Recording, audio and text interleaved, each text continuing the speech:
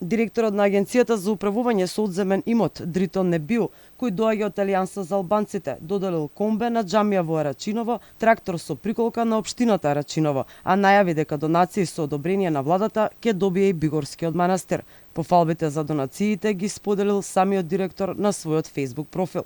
Општина Рачиново не е заборавено село, туку е општина која заслужува и има потреба од безброј грижа, особено од државните институции. Така што мојата соработка со граѓаните ќе биде континуирана. Нашите активности ќе продолжат. Нема да застанеме тука. По серијата негативни коментари на социјалните мрежи, тој преку соопштение информира дека агенцијата не направила никаков прекршок и работи во интерес на граѓанскиот сектор. Неговиот сопартиец Кринар Лога од Алијанса на албанците исто така е познат по предизвикување на бура од реакции за предлози кои ја шокираат јавноста. Последно, тој им противречи на одлуката на Уставниот суд за графата за етничка припадност во изводите на матичните книги. Иако експертската јавност и уставните судии сметаат дека неговиот предлог е противуставен, тој е упорен и вели дека ќе донесе ново упатство со кое ќе ја негира одлуката на Уставен.